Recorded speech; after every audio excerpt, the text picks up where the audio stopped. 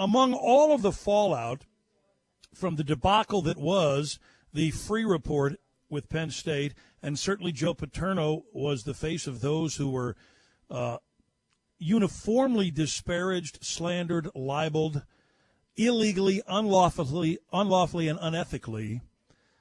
There was a name that I guess not a lot of people recognize like they would Joe Paterno, but Dr. Graham Spanier was the president of Penn State at the time.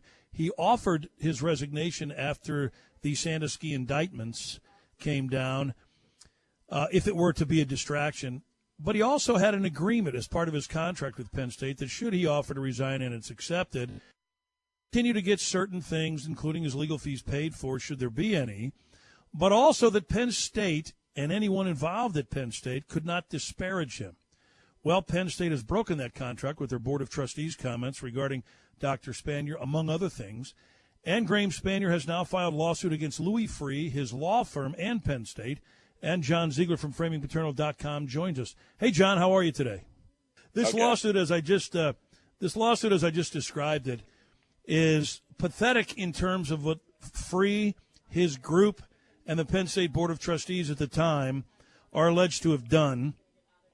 I've never seen anything like this lawsuit spelling out in detail the allegations, and, of course, the allegations by the Free Report that Dr. Spanier acted in consistent disregard for the safety and welfare of Sandusky's child victims, that he empowered Sandusky to attract potential victims to the campus, that he repeatedly concealed Sandusky's child abuse, that he granted Sandusky a license to bring boys to campus for grooming as targets for his assaults, that Dr. Spanier made a decision to allow Sandusky to retire in 99 as a valued member of the Penn State football legacy, that he failed to protect against a child sexual predator harming children for over a decade, and he failed to adequately report and respond to the actions of a serial sexual predator.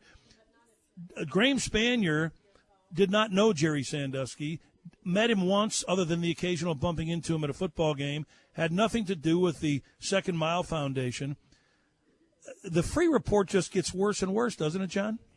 Well, Graham Spanier's lawsuit is devastating to Louis Freeh on so many levels. The best part to me, and I think you'll agree with this, Kevin, is that the rather extraordinary narrative that the lawsuit goes into as to how ridiculous Freeh's claims really are, and specifically with regard to the infamous Mike McQueary episode, which you and I have talked an awful lot about over the last 3 years or so.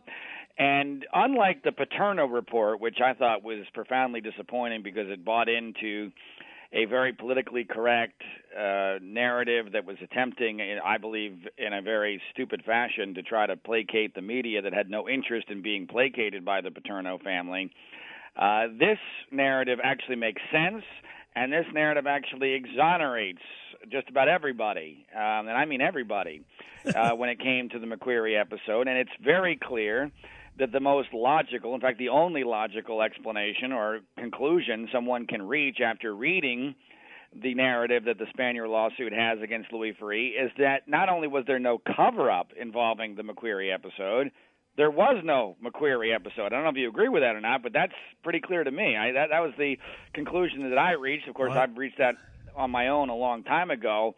But there are a couple of new facts that were presented, and in a narrative that, frankly, I think was rather reminiscent of many of the things I've written and said on this subject.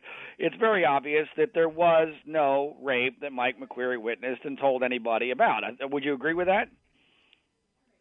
I would agree with that, especially in light of the alleged victim saying that there was nothing that went on. Right. Well, that in fact, Jerry Sandusky was exonerated on that claim, although he's alluded to. In fact, when I wrote Graham Spanier after he sent me the lawsuit, I said this was fantastic. My only slight criticism is I would like to have heard a little bit more about the real story involving victim 2, or Alan Myers, as I know him, is his real name. Having said the day that Joe Paterno was fired that nothing ever happened, and never having changed that particular statement, at least not publicly. But overall, it was an outstanding must-read. I think it's must-read. It's page 66. If you go to the website freereport.com and you look at the lawsuit, it's page 66 on is the McQueary episode. And one of the more interesting new facts, although this was not nearly new to me, but publicly I believe this is the first time that this has ever been mentioned, and I know as a lawyer, Kevin, I'm sure you caught this, and that is that the Penn State counsel, Wendell Courtney, who had been a name who a lot of people had mentioned disparagingly back when they still believed in this bogus cover-up theory, who was brought in the day after Joe Paterno met with Mike McQueary, that Sunday, and apparently billed, I guess it was 2.5 hours to Penn State, apparently in an effort to try to research what they were supposed to do with this report that McQueary provided.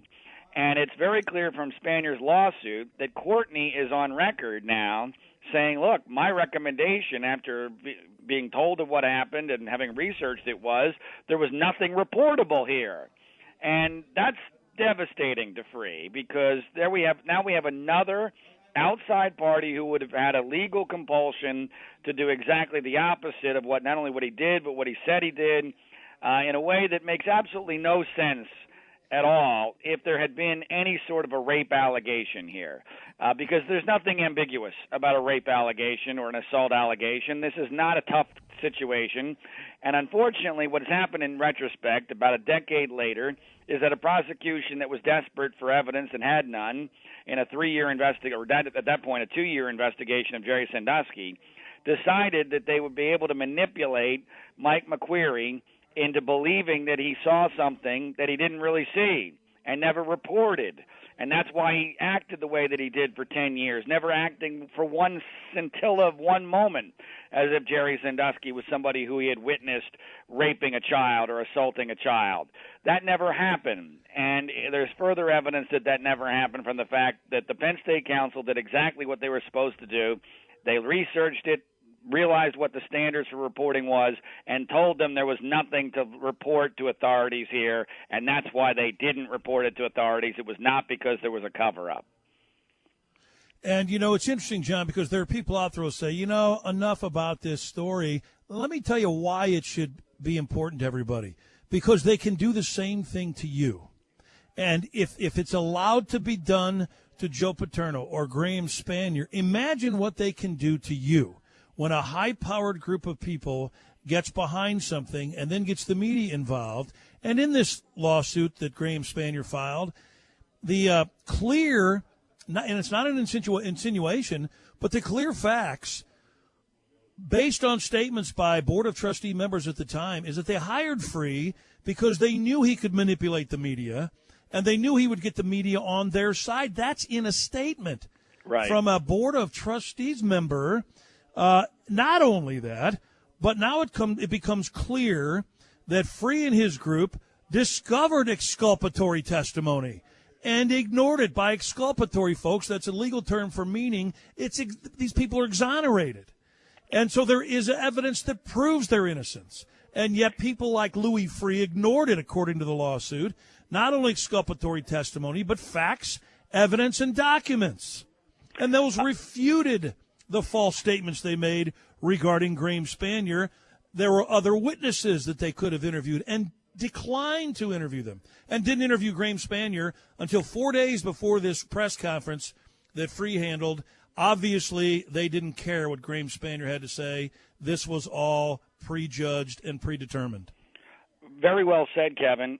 And I agree with you that one of the many reasons why this matters is that if it can happen to someone like Joe Paterno or Graham Spanier, it can happen to anybody. And frankly, your audience knows that a very similar situation can happen, because I believe that what happened in Ferguson with Hands Up, Don't Shoot was exceedingly similar to what occurred at Penn State with McQueary Saw a Rape. I mean, if you take Hands Up, Don't Shoot and McQueary Saw a Rape, I think that those two situations are almost perfectly analogous.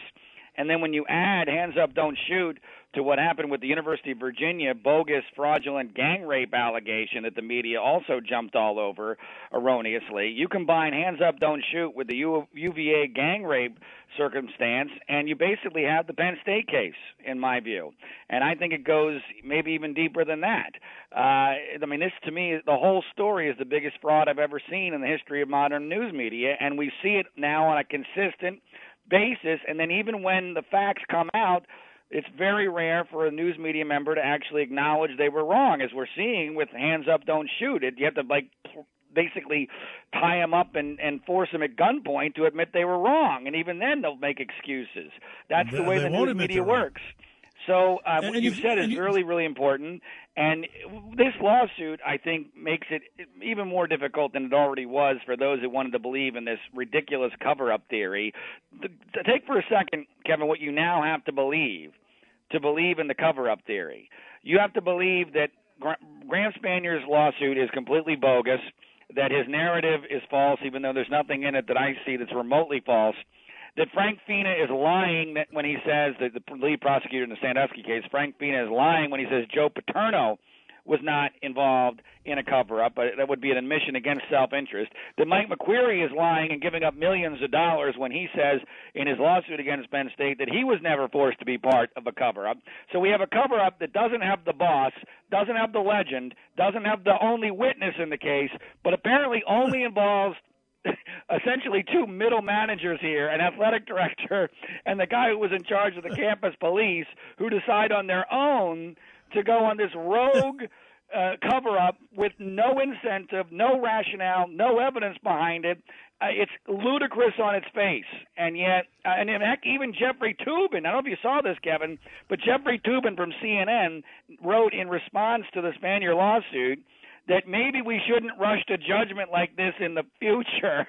And this was a guy who's in my movie, The Framing of Joe Paterno, making one of the most declarative and most horrific rush-to-judgment statements ever made in the news media, calling this a complete and total moral and legal collapse at every level. Of course, he didn't admit that he had done that. But, I mean, now when even Jeffrey Toobin is acknowledging that, wait a minute, this doesn't make sense, we might have gotten this wrong, you know you got it wrong. They got it wrong. There was no cover-up, and if there was no cover-up, I think you have to question the entire Penn State narrative because it's not based on anything but a myth.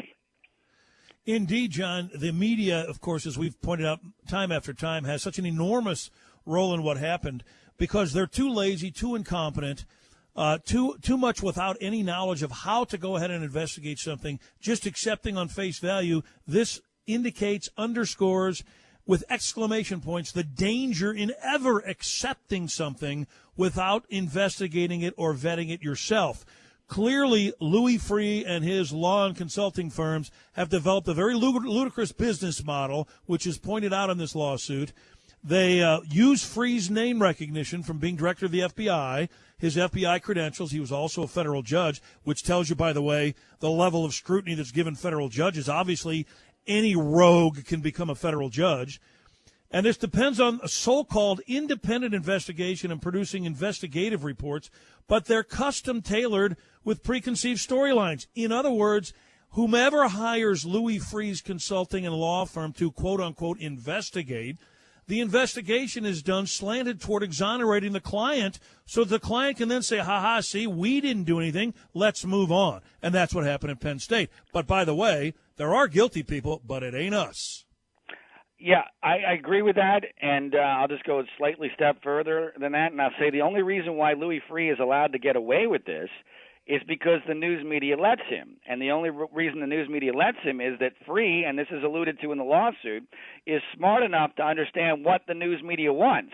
I mean, if let's pretend for a second that the Penn State Board of Trustees had actually hired him to exonerate Penn State, which, you know, most people who don't know anything about this case would have thought would be the logical way of going about this, not realizing that the Penn State Board of Trustees had this bizarre upside-down self-interest to actually plead guilty for things that never happened because they're, you know, for a number of reasons that we don't have time to get into, but that's the reality of it. But let's pretend that their incentive had been, let's hire Louis Freeh to exonerate all of Penn State. That wouldn't have worked because Louis Freeh would have gotten attacked at that press conference, and you know, he probably wouldn't have been able to pull this off, even though the facts would have been on his side. That's the irony of that whole situation. So it only works. The Louis Freeh business model only works in situations where either the media doesn't care or when he gives them the narrative that they want.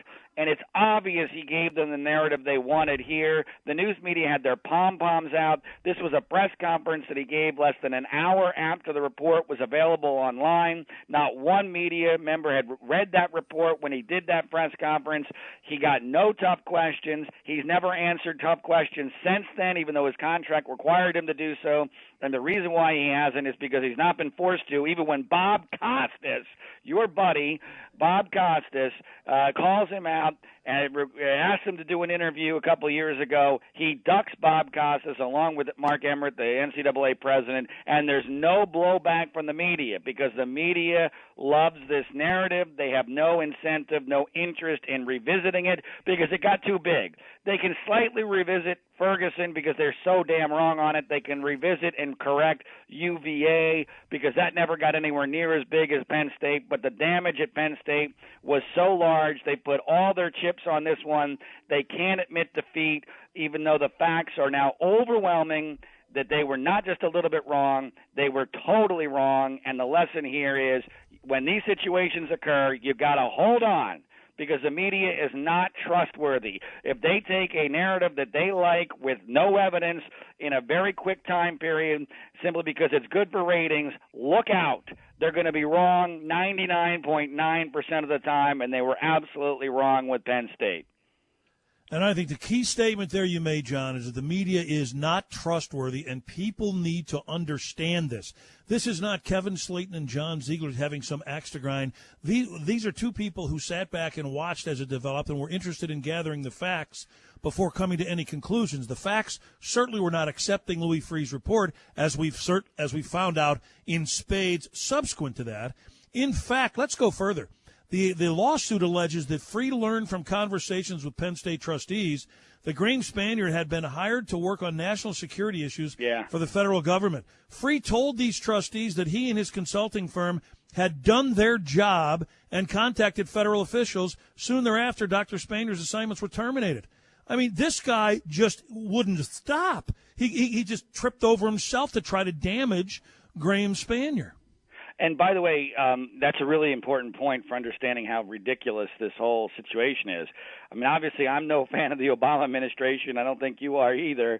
And it's funny that Graham Spanier and I have kind of become friendly during this whole situation. In my opinion, Graham Spanier is one of the best people I've dealt with in this whole entire fiasco, although, frankly, that's not saying much because most people I've dealt with have been complete cowards and liars. But I respect Graham Spanier, even though he's a liberal.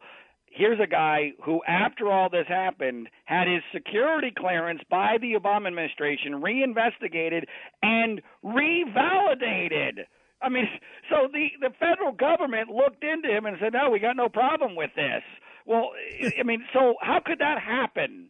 If, especially in the midst of this media firestorm, if there was any evidence at all that he was guilty of a cover-up in a child sex abuse case, it's absurd on its face. But the idea that Freeh is being that vindictive is really amazing, and it's also emblematic of the fact that Freeh was going way beyond what it was that his job was, and he did this in many different ways. There's also emails showing that he and the prosecution in the Sandusky case were in more than just cahoots. They were more than just communication. They were cheerleading each other, and I think that raises a lot of questions because there's several things that were not in the Freeh report that Freeh had to have knowledge of because of the intimate relationship between himself and the prosecution in the Sandusky case that would have been exculpatory that you referenced earlier that were not in there. And it's impossible for a rational person to conclude, well, he just didn't know about it. Well, wait a minute. He knew about everything that the prosecution had and did in the Sandusky case, and the emails prove that. And let's go back to the theory, a time-honored theory, that people take a look at your life on its whole when it's somebody like Graham Spanier to determine, is this the kind of guy that would have engaged in this? His credentials are untouchable, absolutely untouchable. But Louis Freeh's are not. Louis Freeh and his group were hired to investigate the FIFA corruption. We all know who FIFA is. He was supposed to examine allegations that an official running for the presidency of the organization had offered bribes to other officials. Free reported his findings. They slapped the guy with a ban for life. The official had the ban reversed by the Court of Arbitration for Sport, which resoundingly concluded Free's investigation failed to prove any bribe accusations. The court said that it was a situation of case not proven. The lifetime ban was overturned. Wynn Resorts forcibly redeemed the shares of a former director, the company's largest shareholder.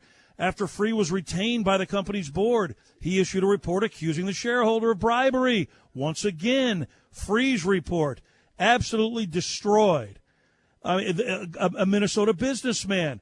Free was hired to conduct an independent investigation by him into allegations that he had bribed a former senator, noting that he provided more than $75,000 in gift, but there was no quid pro quo. However, just 9 days after Free exonerated this guy deeded 1/2 interest of his $3 million beachfront home to Free's wife. Wow. I never knew that one. Yeah. Does no one in the media except you and me notice? Do they not do they not pay attention? No, they don't, because they don't care, because all they care about is, does the narrative fit their needs? And he did their job for them. He gave them exactly what they wanted in the Penn State case. What you're talking about requires too much actual work and too much thinking. There's another episode that people ought to know about, and that was that he was very credibly accused of running his own cover-up while at the FBI. The reality is this is not a credible guy. And it's not just his reputation. As you and I well know, the facts here, the logic here, do not support – forget about supporting his conclusions. This is not a reasonable doubt situation. It's not like I think you probably remember, Kevin, we started on this when on the day the Free report came out, both kind of thinking, well, wait a minute, they haven't proven the case. There's a lot of reasonable doubt here. Well, this is way, way beyond reasonable doubt now. He was wrong. Then it's not even close.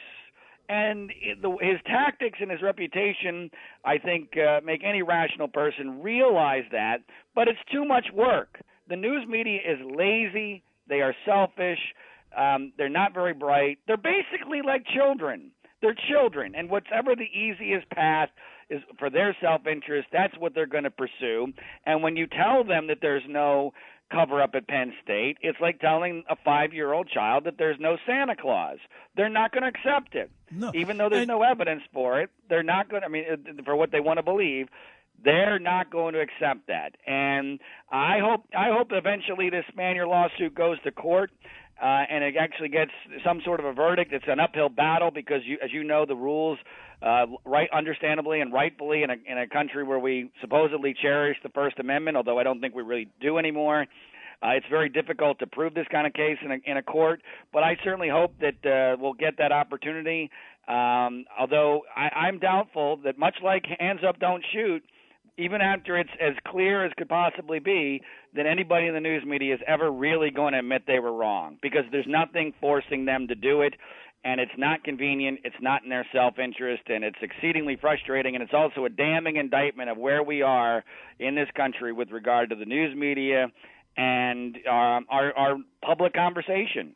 The truth has no chance under these types of circumstances, none. The only thing that could come out of this positively with regard to that, John, with regard to the media admitting they're wrong, is that reasonable thinking people will see after this lawsuit sees the light of day, and hopefully in a courtroom, what really went on. And so we don't need these losers in the media, these lazy bastards, to ever offer their mea culpas, because they won't. They're too arrogant, they're too lazy, they're too incompetent, and they are so quick to do whatever someone hands them. They're let them do their work for them. And here's something that's perhaps small, but it's very big with regard to this case. The media reported that Graham Spanier was fired at Penn State. He resigned. He was not fired, and that's a huge distinction, because had he been fired for cause, he wouldn't have been able to get any of these separation agreements enforced that he had worked out under his original contract. And one of those was that the Penn State community would not disparage him in public statements, and then they went ahead and did so anyway. Well, I don't think he'll have any problem winning that part of his lawsuit. Well, I think that's important for a slightly different reason than I think you do. And that goes to the context of what happened that first week that the story broke nationally. Context is everything in this case. And as you well know, because we've talked about it numerous times, the key moment, the domino that really, to mix the metaphor, the domino that started the avalanche that from which we've never recovered in this case was Joe Paterno's press conference on that Tuesday morning being canceled. And it was reported at the time that was canceled by Graham Spanier. ESPN reported that. It was totally wrong. It was canceled by John Surma, who ended up a little over 24 hours later, about 36 hours later, I guess, announcing on national television that Joe Paterno had been fired. And it was John Surma, who was the vice chairman of the Board of Trustees, who was basically in the midst of a coup d'etat at that moment, who ordered Graham Spanier, and these are his own descriptions, who ordered Graham Spanier to cancel Joe Paterno's press conference. And had it been known at the time that John Surma, with his background and his vendetta against Joe Paterno and his family's vendetta against Joe Paterno and his own brother's problem of having lived with Jerry Sandusky for an extended period of time, had all of that been understood, the canceling of Joe Paterno's press conference would have been seen in a very, very different and far more cynical light. It was seen at the time by the news media as, Penn State is acknowledging Joe Paterno has done wrong and that he's basically hanging by a thread and that Graham Spanier has abandoned him. No, none of that was true. That was part of a coup d'etat, which had nothing to do with guilt in the Sandusky case by anybody, and it was all part of a perfect storm that led to this avalanche that no one wanted to get in front of, and instead everyone decided they had a self-interest in helping down the mountain. And that, to me, is why what you just said there about Graham Spanier is really important. And I think it's also important to note that during the interview with the free people, the free investigators, Jay Paterno said it was obvious they had an agenda. Very few of the questions were about Jerry Sandusky. A lot of questions about Joe Paterno and power relationships at Penn State as they related to Graham Spanier and Tim Curley. Now, this was all part of the free agreement with Penn State that they would tailor their investigation to satisfy the NCAA. Yeah, what I think happened here, and I could be wrong about this, but my gut's been pretty darn accurate in my assessments of these types of situations over the last 3 years. I think that Free went into this never dreaming that he's going to be able to so-called prove a cover-up. But he needed something to justify the firing of Joe Paterno. So I think he started by saying, well, maybe I can prove that he was just too powerful and that this created a culture where Sandusky was able to get away with this and that, that's what we're going to pin our hopes on. And I think the interviews were done with that in mind. I think that's why they went down the path that they did. And then I think they found these emails and decided, wait a minute, we can manipulate these things, take them out of context, and try to go for the gusto here. And I think the case changed at that point. That's my theory, having looked at who got interviewed and what they said. But, what Jay Paterno says is really important. I mean, he's indicated that both the Sandusky investigators as well as the Free investigators were not only biased but incredibly clueless.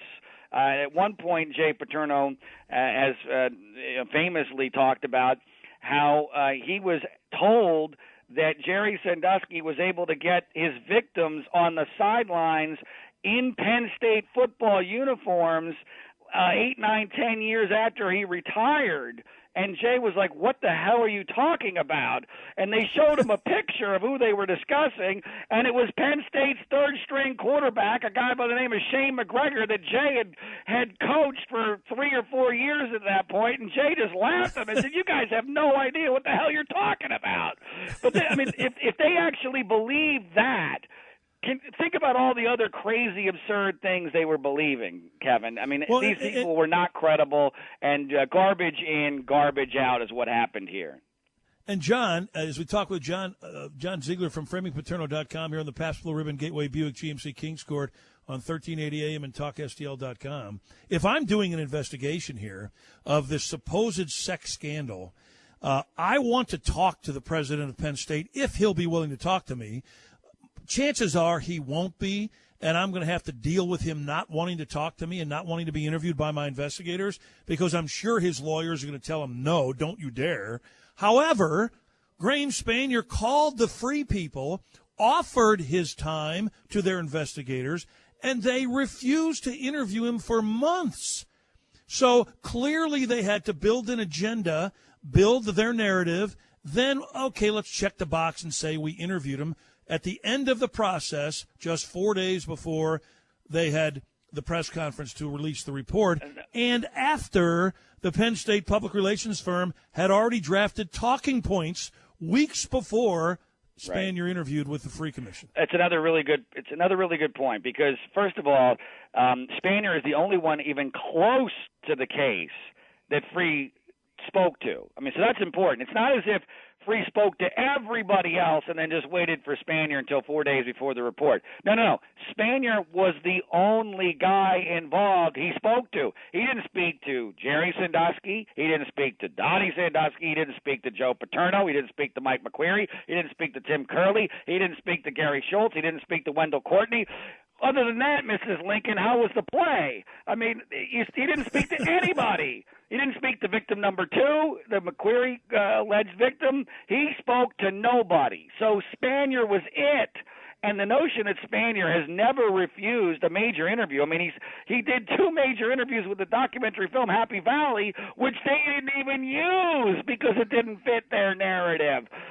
He did an unbelievable hour and 20-minute or so interview with ABC, which was one of the most disgusting interviews I've ever seen in my life, and I've seen a lot of disgusting interviews where the then GMA correspondent, and his name is escaping me now, he's now on NBC Sports, he basically sat there and tried for an hour and a half to get to Graham Spanier to respond to him using horrible words, to describe what the victims allegedly said happened with Jerry Sandusky. I mean, talking about, things that I can't even say on the radio just to get a reaction out of Spanier, and he kept doing it and doing it and doing it, and Spanier stood there and took it, didn't leave the interview, and answered every question. Now, is that a guilty guy? Is that a guy who's running a cover-up for child sex abuse? It's absurd, especially when there's no evidence to back it up. It's laughable, and I believe that the Free report comes down to this, and this is what people need to know, that Free was hired to the tune of $8.3 million by the Penn State community, Rodney Erickson, Board of Trustees, whomever you want to put the finger on, all of them, to give a TV narrative that would exonerate them, and we don't really give a damn who else you blame, just let us off the hook. And by the way, Free's people decided, here's the narrative we're going to pursue. We don't care what we discover that absolutely knocks it out. We're going to ignore that evidence, which they did, several examples of it. Any exculpatory evidence that comes our way or witnesses that would provide such, we're going to not even speak with them. And we'll talk to Graham Spanier, but only as a last resort at the very end, and it will really be an innocuous, check-the-box type of thing. I think that's the Free report in a nutshell. And very ironically, Free had gone to Penn State in 2005 and gave Graham Spanier a copy of his book, My FBI, with a personal autographed message applauding Dr. Spanier's leadership, vision, and integrity, and celebrating the fact that Penn State was very fortunate to have his energy and honor. And then a few years later tries to destroy him, takes his personal vendetta all the way to ruining Graham Spanier's job situation with the federal government on security issues. I mean, Louis Free is about as low-life vermin as you can find. Let me give you a really good example and something I've not talked about publicly, but I think you'll find fascinating, and hopefully your listeners will as well. At the press conference the day the Free report was released, he was asked the question about Penn State's culture. You remember this load of crap that somehow it was Penn State's football culture that caused this giant. You mean the football scandal. culture that You mean the football culture that graduated 85% of its players? Right. That one. Yeah, that culture. Yeah. And the biggest bunch of bullcrap in this whole case is the football culture, because I think you'll agree with me, if there actually had been a football culture, like at, say, Alabama, the first reaction back in November 2011 would have been for the entire state, and I mean the state governor, every state public official would have been to basically give the middle finger to the media and say, go pound sand, come back when you find some damn evidence, get the hell out of here. That would have been a football culture. But instead, because there wasn't a football culture, Penn State curled up into the fetal position and started firing legends and respected presidents and throwing people like Jerry Sandusky under the bus with no evidence. That's what happens when there is no football culture. But let me go back to my example. So he gets asked this question at the press conference, and he decides to jump in and talk about the so-called janitor episode at Penn State, which supposedly occurred in late 2000. There's no actual date given in the prosecution of Sandusky or in the Free report. They don't know when it actually happened. It appears to have been sometime in November of 2000, but they don't want to give an actual date. So Free says at that press conference, first of all, he gives the very misleading impression that he had actually spoken to the witness in that janitor case, because there was only one witness, a guy by the name of Jim Calhoun. Well, he didn't speak to that person because that person was deemed to have had dementia. Now, here's why this is important, because what Free had to know but didn't say at that time, and now he had to know it because the prosecution knew it, and it's very clear that the prosecution in the Sandusky case and Free were in very, very strong communication. Well, here's what he didn't know, is that janitor was interviewed by the prosecution in the Sandusky case in a taped interview by the prosecution, and was asked the question, was Jerry Sandusky the person you saw that night abusing the child? His answer, Kevin, no. That was his answer. And it was the prosecution who decided, after not getting the proper answer, oh, Mr. Calhoun, you have dementia. We will not be needing your testimony. Thank you very much for the interview. Now, I'm supposing the last part of that, but I don't think it's a very difficult supposition to make, because why do you interview him to begin with if you think he has dementia? No, you decide he has dementia after he gives you the wrong answer. And Louis Free had to have known that Jim Calhoun was on tape, on record, saying Jerry Sandusky was not the person he saw allegedly assaulting a boy sometime in late 2000 in an episode that makes no damn sense, for which there is no direct witness who ever testified. There's no date, there's no contemporaneous report, and there's no victim who ever came forward. It's just bull crap, like the whole damn case is bull crap, and Louis Free knew it. That's the key. He knew it, and he did it anyway. This is a federal judge. This is the former director of the FBI, and he did these things knowingly. In a very similar setup in North Carolina, the Duke Lacrosse case, the prosecutor there knew of exculpatory evidence that would exonerate these kids, chose to ignore it, just as Free did in the Penn State case. That prosecutor was disbarred. Now, my question is, why hasn't Free been disbarred? Why? Why has this man not been disbarred? He's being sued, thank God. And now, finally, for the first time, John, I believe we'll hear from Free in deposition under oath. If you recall, as you said, he was required by his own contract with Penn State to answer questions about this report, but never did. Then he, in the Jake Corman lawsuit, was subpoenaed to give a deposition, but claimed he was in a car accident, I guess with a tree, and could not come and testify under oath, even though Emmert did. And now, what's he going to come up with this time? It's the third crack at him trying to hide from his own report. What does that tell you? Well, I think it tells you what we already know. But I wish I was as optimistic as you are that there's going to be some eventual justice in this case. I think that interest is too low. I think it's too far gone. I don't think the media has any appetite for correcting this. I don't think they're smart enough to figure it all out, to have the passion that we do, to know what a scam and a sham this whole thing is. I hope you're right, Kevin. I would like to believe that you are, but having seen what I've seen over the last 3+ years in this case, I tend to doubt it. Well, John, as always, great stuff. And we'll keep an eye on this, and we'll follow it along as we go. We appreciate your visit. John Ziegler from FramingPaterno.com. Check it out, folks. It's a wonderful website. John, thanks as always. Thanks for caring about the truth, Kevin. You bet. Same to you. That's John Ziegler from FramingPaterno.com. All right, we're running a little late, as we always do, but it's good stuff. Folks, it's important because this could happen to you. So before you wave and dismiss what happened at Penn State with Louis Freeh, think about it. If they can do it to Graham Spanier, the president of a prestigious university, if they can do it to Joe Paterno, a 100% innocent head coach who was very popular, nationally recognized, they can do it to you. And all they need is a little motivation and then get media behind it, as they did in Ferguson. Hands up, don't shoot, another myth that was perpetuated by the media. Duke lacrosse case, another myth perpetuated by the media. Virginia rape case, another myth perpetuated by the media.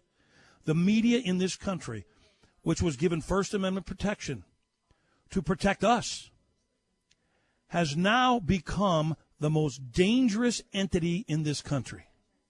They're more dangerous than any scoundrels you find in the federal government. The media is more dangerous because they're lazy, they don't do their job, and they only want you to hand them stuff, and they'll report it as truth. Don't ever underestimate the danger that poses to this country.